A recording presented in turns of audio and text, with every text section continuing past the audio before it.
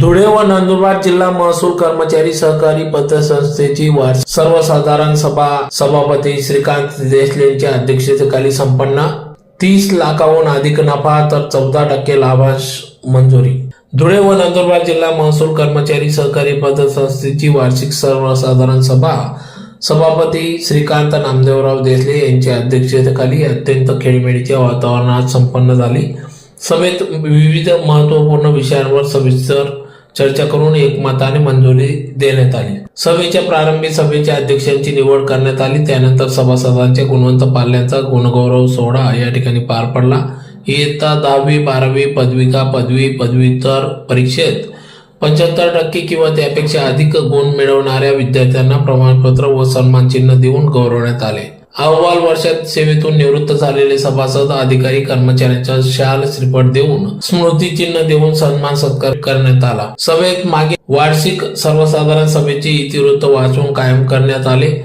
April 2025 ते मार्च 2026 या कालावधीत ताळेबंद नफे तोटा पत्रक आर्थिक अहवाल मंजूर करण्यात आला. संचालक मंडळाच्या शिफारसीनुसार संस्थेच्या नफ्यातून 14% लाभांश वाटप करण्यास सभेने मंजुरी दिली.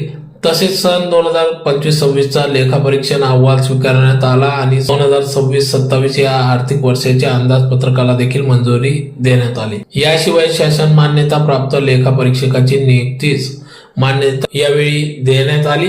नवीन सुधारित उपविधी 2026 स्वीकारण्याचा निर्णय घेण्यात आला. तसेच सभेत सभासदांच्या हिताचा विचार करून नियमित कर्ज मर्यादा 7 लाखाहून 9 लाख रुपयापर्यंत करण्याची तसेच प्रासंगिक कर्ज मर्यादा 50,000 रुपयावरून 1 लाख रुपये करण्याची शिफारस सभेत करण्यात आली. मृत्यू फंडाची रक्कम 25,000हून 50,000 रुपये करण्याचा ठराव देखील मंजूर करण्यात आला.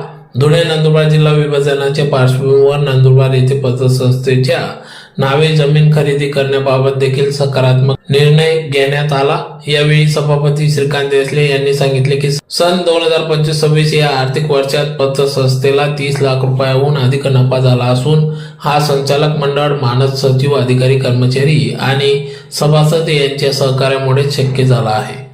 भविष्यात देखील सभासदांना अधिकाधिक सुविधा देण्यासाठी संचालक मंडळ कटिबद्ध असल्याचे त्यांनी स्पष्ट केले. सभेला सभापती श्रीकांत देसले, उपसभापती राजरत्न सुरेश सोनवणे, मानद सचिव सुभाष चिंतामण बावेस्कर, संचालक संजय दगा शिंदे, हिरालाल रामचंद्र घुले, सच्चिदानंद मगन वडवी, महारू जानकीराम पाटील, संतोष सुरेश जोशी, शरद शामराव बोरसे, संतोष गंगाराम चौधरी, रवींद्र निंबा कानडे, दीपक श्रावण महाले, कैलास बिका कंखरे, माया तोताराम बिराडे, बसंती गेमसिंग पाडवी, मायानंद अनंत भांबरे स्वीकृत संचालक, कविता भागवत चौधरी स्वीकृत संचालक, संजय शंकरराव जाधव तज्ञ संचालक यांच्यासह व्यवस्थापक मुकेशचंद्र जय सुरेशी, शेख शकीलउद्दीन, इजाजुद्दीन तसेच मोठ्या संख्येने सभासद वर्ग या ठिकाणी उपस्थित होते.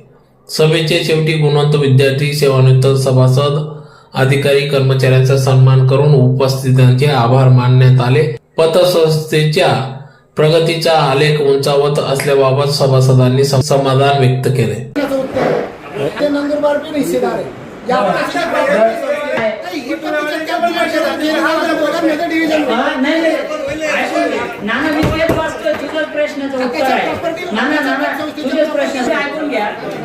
धुळ्याच्या सभासद आता एकूण 347 मध्ये धुळ्याचे सभासद आहेत 203, नंदुरबारचे धुळ्याचे आहेत 205, नंदुरबारचे आहेत 142, असे 349 सभासद आपले कार्यरत आहेत आज रोजी. बरोबर.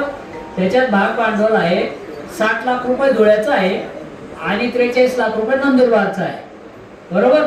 वर्गणी 42 लाख रुपये धुळ्याची आहे, 26 लाख रुपये नंदुरबारची आहे. 26 समथिंग हा पुढे आकडे मी लाखात वाचतोय. कर्ज धुळ्याचं 4 कोटी 15 लाख रुपये आहे, नंदुरबारचं 278 आहे. सगळे 50% वर आहे. प्रासंगिक तो जाऊ दे, छोटा विषय. तर अशा प्रकारे धुळ्या नंदुरबारचं एवढी अमाऊंट त्यांची तिकडे वर्ग ठेवली, पण वर्ग आणि जागा मात्र आज आपली कॉमन आहे. त्यामुळे त्यांना जर आपण जागेचा प्रॉब्लेम सॉल्व्ह करून दिला तर विभाजन व्हायला वेळ नाही लागणार. आपण स्वातंत्र्य, ते स्वातंत्र्य. त्यामुळे आपण आतापर्यंत इमारत निधीची तरतूद आपण करतो, आपण तरतूद करून करतोय. आपल्या लॉसचा विषय नाही, आपण प्रोव्हिजन हे तर त्यांच्या 15 वर्ष चेअरमन राहिलेले आहेत नंदुरबारचे, पण इथं मी आता बोर्ड बघतो माय पाठवून गेलेले आहेत तिथं. त्यामुळे त्यांनी कोणीच विचार केला नाही. अरे यातली जागा तर घेऊन ठेवले, पेट्रोल पंप पडून गेला असता, संस्थेला उत्पन्न वाढलं असतं, नका संस्था चालू करू. झालंच नाही, पण ते आपलं आणि त्यांच्याकडे इमारत घेण्यासाठी तरतूदच केली नव्हती. फक्त आलं की 11% वाट, 10% वाट, 9%, आपण 14% वाटून ते प्रोव्हिजन करतोय. संस्थेला कुठलं नुकसान नाही दिलं आपण. तर ते चांगलं जे भविष्यात जेव्हा विभाजन होईल त्यावेळेला आपल्या इमारतीत सेपरेट त्यांची इमारत सेफ होऊन जाईल. काय नाही तर होईल काय, त्या अनेक अडचणी आहेत इमारतीमुळे, मग त्यामुळे त्यांचं बी सेफ होऊन जाईल, आपलं बी सेफ होऊन जाईल. काही अडचण नाही. आपण जागा हा विषय काय याच्यात काय खूप हे नाही. जास्त उपभोग करत नाही, कोणी किती तीर मारले, किती काय केले, काही विषय नाही. आपण सगळेजण या ठिकाणी आला, त्याच्यामुळे सगळ्यांचा पहिला आभारच मानतो. त्याच्यानंतर दुसरा महत्वाचा विषय आहे की आपल्या पतसंस्थेने यावर्षी 30 लाखापेक्षा जास्त नुसतं नफा मिळवलेला आहे. त्यासाठी सर्व आपल्या सहकार्याने ज्या सगळ्या गोष्टी झालेल्या, संचालक मंडळ, व्यवस्थापक, सचिव, विशेष करून सचिवच यांच्या सगळ्यांच्या सखोल अभ्यासाने या सगळ्या गोष्टी घडलेल्या आहेत. आणि या नफ्यापोटी आपण जे 500 रुपये आपण उपस्थित भत्ता देतो, या नफ्यापोटी काहीतरी आपण द्यावं, त्यांचा आदर सत्कार व्हावा. आपल्याला भरपूर वस्तू म्हणजे असे ऑफर झाला की संचालक मंडळामध्ये की डबा घ्या, कोणी म्हणजे बादली घ्या, कोणी पिशवी घ्या, म्हटलं थोडंसं वेगळं घेऊया. त्याच्यामुळे आपण ही चालणारे सोलापूरच्या कंपनीमधून मागवलेले आहे. आणि त्या जो फायदा होतोय, जो नफा होतोय, त्याच्यातनं आपण सगळ्यांचं समाधान व्हावं, आनंद व्हावा, आनंद द्विगुणित व्हावा, म्हणून आपण ती तरतुदी नाण्यागोळी आपल्या माहितीसाठी.